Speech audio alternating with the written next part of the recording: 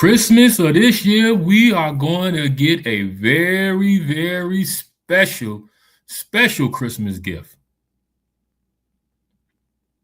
And that gift is we got two highly anticipated franchises that's dropping their films on the same day, which is Dune 3 and Avengers Doomsday. Now, we know that these two movies, they pretty much going to be running the box office for a few months. You know, even though they said that they got a window time that after they put it in the theaters, after the theater window time is over, they're going to go to streaming. I don't believe that. I just don't believe that because you have two large fan bases who are going to turn out to see these two movies that they're going to be like, you know what? I know we said this window time. Let's keep it up in here. And we're going to milk it for however much money we can get out the theaters of it. But the question that we all want to know is Dune going to take over the box office and beat out Avengers? Or is Avengers going to beat out Doomsday? Let's break it down. Now, Dune 3, we already know the first Dune movies was highly anticipated, highly successful, box office hits. You know, you got Timothy Chalamet, you got Zendaya. Now this one they got Robert Pattinson, Christopher Walken. So they got a nice boatload of stars up in this franchise. And what makes Dune highly anticipated also is that this is, according to what they're saying, this is the last one. This is the last film that they're going to do in the franchise. So a lot of people are going to turn out to see how this is going to turn out and how they're going to end this off. Is they're going to end it off on a good note? Or are they going to end it on a bad note? That's one of the pieces that's driving people to check this film out. Besides it being good, very good, the special effects and everything about it. And also, we already know that when they already say that this is the last film in the franchise, that they're done with it, they can say that, but we know studios, they get real greedy when they see the money and be like, you know what? You know, let's try to do another one. Let's try to, let's go a different route, whatever, which I'm hoping that they don't do this because we know how when they go this route, they just completely fuck up a franchise. If this is Dune 3, I'm pretty sure that this is going to go out on a highly great ending and on a good note. But I also believe, too, that they might, in the ending, might crack that window so that if they want to come back and do something, that they can.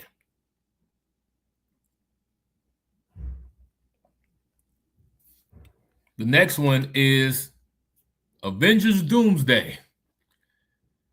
Now, this film, we already know that Marvel has that huge global fan base and everybody loves Marvel. But we also know, too, that Marvel have been putting out a lot of bricks lately and people have lost their faith and trust in it. So now this one with Doomsday, we already know a ton of people are going to turn out to see this because of, number one, it's not so much as the Avengers, but you have Robert Downey Jr., who was Iron Man that we all love. Now he's going to be playing Dr. Doom. And we want to see where they're going to go with the story and where this is going to lead up to.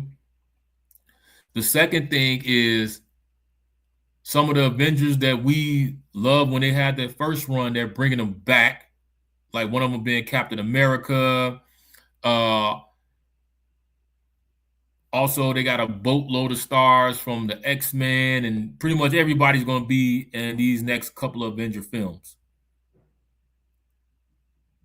And I'm not mad at Marvel for them bringing Robert Downey Jr. back, but it's just the fact of how they brought him back. So this was this more so the plan, or was this more of a desperation move for them to say, hey, you know what? We've been putting a lot of bricks out there. People don't like it, so we gotta get people hyped up. We gotta give them a reason to come see the Avengers because they just not they just turn away from us. It's not grabbing their attention. So I can understand why they did this move. But the question is this move a good strategy move? That's the question everybody wants to know. And how the storyline is going to go for these next three films and how the other project is going to fit into this. So both films have these things in common, that they're both very strong franchises. They have global loyal fan bases.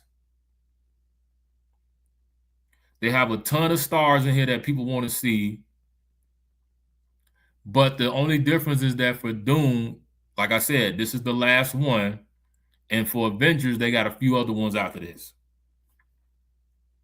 So overall, my opinion, this is my opinion. I would say that Avengers is going to have a very narrow, slight edge over Dune. I don't mean by a whole big edge, but I just think a slight edge.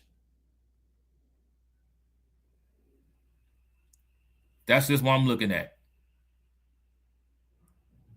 And but I could be wrong. Now, my second theory is that Dune, because it is the last one, might overpower Marvel in the box office. That first weekend, Dune might overpower them. But I'm thinking when it comes around to that second week, that Marvel's going to dominate. Those are my two opinions. But also, let's remember too that both of these movies are going to be over 2 hours long, if I'm not mistaken. So you're going to have some people who probably, like how they did with Barbie and Oppenheimer when they came out. Some people may say, okay, I'm going to go see Oppenheimer first and go see Barbie. You may have some people say, I'm going to go see Doom first and see Avengers, or vice versa. But then I know some people might be like, look here, I'm not going to be sitting in the movies all day because these movies are going to be hella long. But we just have to sit back and see what the outcome is going to be. Let me know your thoughts.